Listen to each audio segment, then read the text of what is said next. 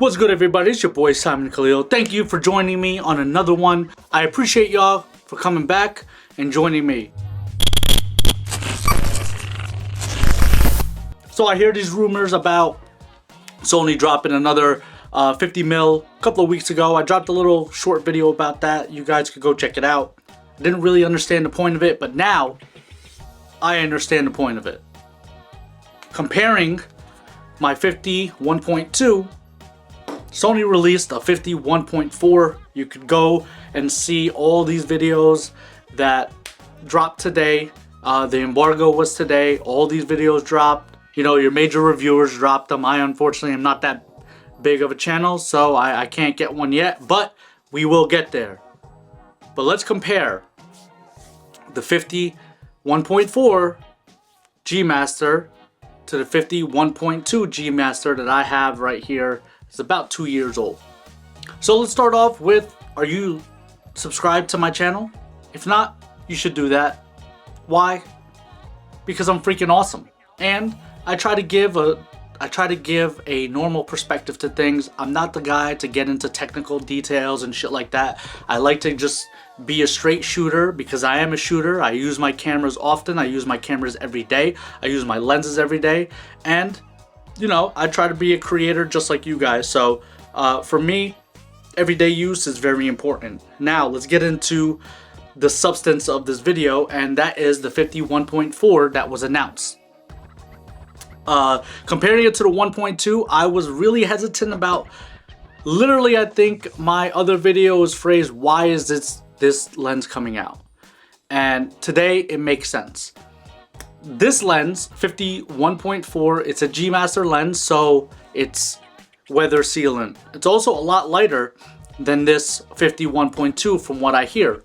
Now, I don't have it physically, and I will be renting it when it comes out just to compare. There's no reason for me or any other person that owns the 50 1.2 to buy the 50 1.4 because it just doesn't make sense. Unless you want to travel extremely light and that is something that's important to you. I don't find a need. But when it comes down to the 50, the sharpness, the build quality, every aspect of this particular lens is in the 50 1.4 that was just announced. The only difference, the only reason that I find, and this was a big if, what was the price point? That price point for $700 cheaper than this bad boy is damn worth it. For me, if I knew the 50 1.4 was coming out over, what, a year, a little less than a year that I've had this lens, let's say 8 months, if I knew it was coming out, I wouldn't have bought this lens. For damn sure. The 1.2 and the 1.4, for me, don't make a huge difference. It's not a huge variable. This is a $2,000 lens.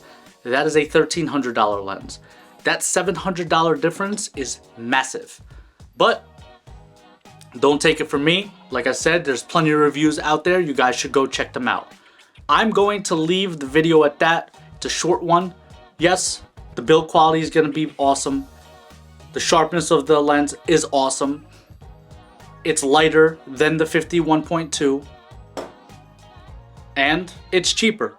It's $700 cheaper. Think about what you could do with that $700. And is 1.2 and 1.4 a big factor for you? For me, it's not. To a standard eye, the bokeh looks the same. But if you're pixel peeping, that's the only way you're going to notice the difference. That's all I have for you guys. Make sure you like, share, subscribe to the channel. I appreciate you guys coming back. Leave your comments down below. I would love to hear about what you think about the new 50 1.4. Again, I will be renting it, and I will be doing a comparable to this bad boy right here when it comes out. Other than that, I'll catch you in the next one. Peace!